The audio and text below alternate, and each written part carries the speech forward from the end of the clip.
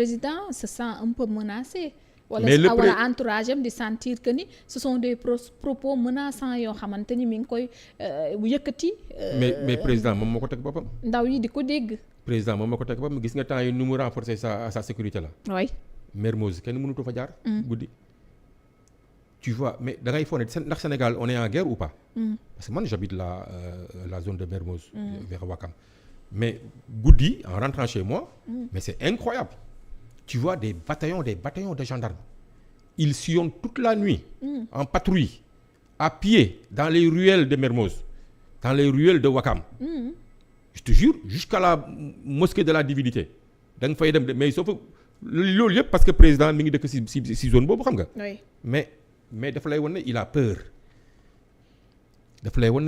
mais lan moo tax.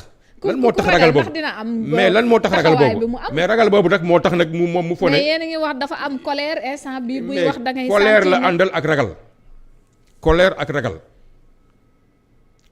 ragal parce que il sait que son pouvoir est fini dans 3 mois daf ñuy abal par force te mënu ci dara ce sera quelqu'un d'autre et ce sera Ousmane Sonko qui va le remplacer en fait colère boobu yëpp loolu la soo gisee muy dëgëral nii affaire yooyu yëpp c'est ça mais il suffit que les juges prennent leur responsabilité de dire le droit. Ousmane Sonko sera le prochain président dans la République du Sénégal. wala bokkoon nañu mën a jàpp ni position yenn juges yi itam dafay impacter ci kàddu yu muy yëkkati wala bokk ci ni muy imposer waat. mais c'est clair que yenn juges yi commencé di wane ni ñoom ils sont indépendants. tout montre que il a peur que le dossier de Sonko arrive au Conseil constitutionnel moo tax mu bëgg ko bloquer au niveau de la direction générale des élections un personnel subalterne la directeur général de la nga xam ne kenn xamul fu mu teg décision ne du jox Sonko des fiches de parrainage.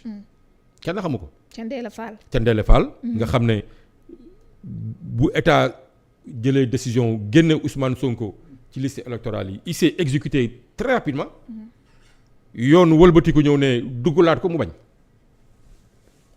alors que yoon moo ne nañ ko génne mu génne ko. yoon ne duggalaat ko moom mu bañ.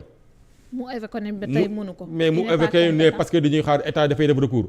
mais Ousmane Sonko defoon na recours tamit. lu tax waxul du ma ko génne parce que Ousmane Sonko def na recours. damay xaar ba mu pare balaa ma koy génne ou pas. donc on ne comprend pas. tey di wax ni Sonko ba tey bokkul ci liste yooyu yëpp sont des paramètres yoo xamante ni ba tey mi ngi fi statu quo la un peu comme on l'a dit tout à l'heure waaye tey boo déggee tamit président di wax di évoquer l'incident. li nga xamante ni moo fi xew fële ca Yaraax bay attribuer ñooñu bay wax nit duñu fi bàyyi koo xamante ni say militant dañuy fekk ay jigéen nga leen di taal ba leen di faat ñu leen di bàyyi ngeen di defee ci lu leen neex.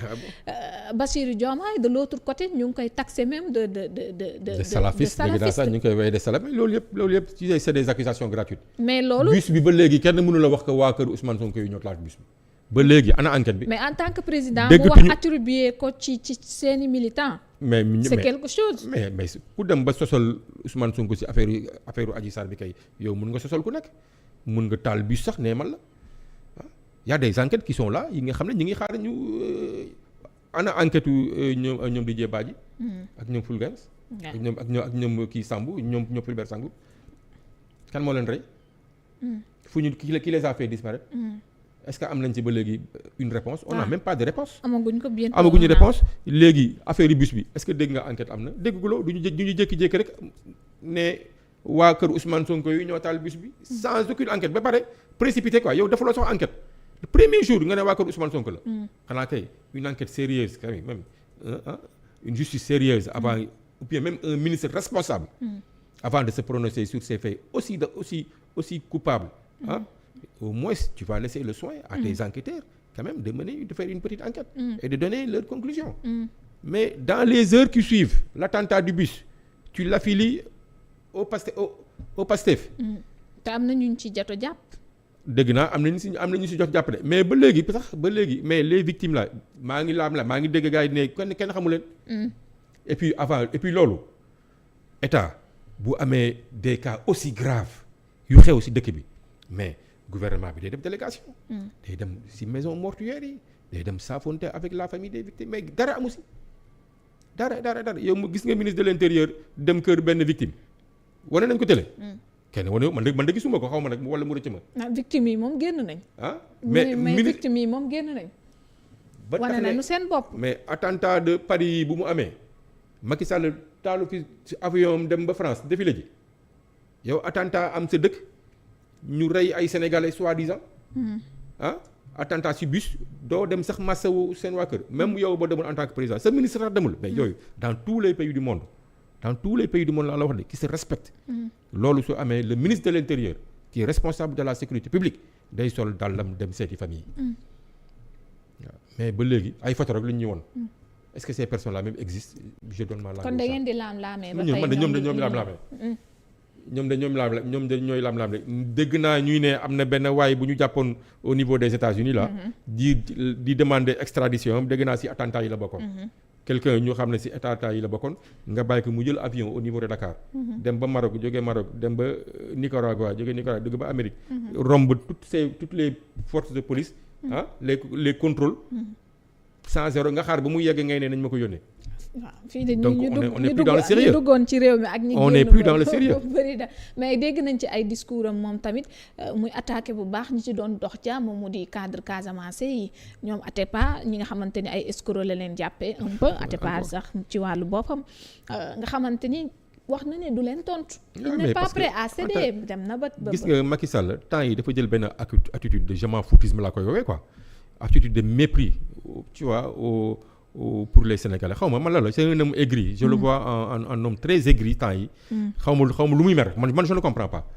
xaw ma en général pour man quelqu'un qui a fait 12 ans au pouvoir normalement tu devais être soulagé même de quitter le pouvoir pour kuy mesurer responsabilité yu chef d'État am quoi au bout de 12 ans normalement da nga nar a soulagé wu sax rendre démocratiquement le pouvoir dem noppale ko quoi parce que métier chef d'État dafa metti dafa bëri pression xam la doo am vie de famille doo am dara pendant 12 ans ku ko def normalement franchement da nga nar a nekk quelqu'un nga xam ne tu es pressé même actuellement nii je le sens aigri il veut pas quitter le pouvoir il quitte le pouvoir malgré lui et il a été forcé ñëpp xam tubaab bi c'est patron Macron moo ko forcé mais Macky Sall était parti pour faire un troisième mandat keroog nu mu toogee ci Macron di ko ne way wutal nañ la liggéey beneen liggéey xam nga Macron gis nga discours Macron bi rek déjà dafa am rapport un peu avec non dafa mel ni kuy wax ak doomam quoi di ko ne oui finalement dégg nga lu wax de xam nga il faut savoir lire entre les lignes finalement il a accepté de ne pas briguer une troisième candidature xaw ma lan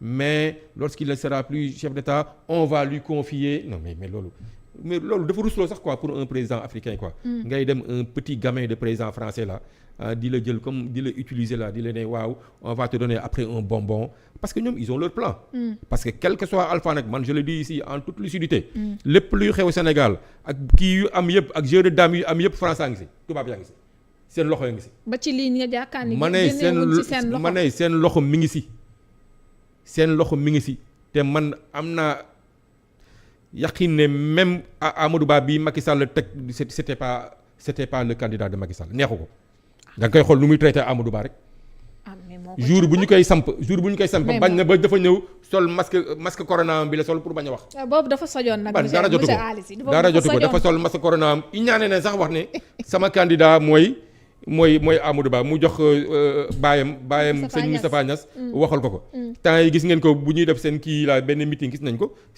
vidéo yi c'est devenu viral Amadou Ba di ko jox loxo mu fel loxo bi alors que normalement un chef d'État qui doit partir et qui a son poulain mais daf lay encadrer. mais daf koy encadrer c'est comme Sonko mi nga xamante ni teg na. je le sens pas je le sens d'ailleurs lan la wax ci Amadou Ba moo fi tane.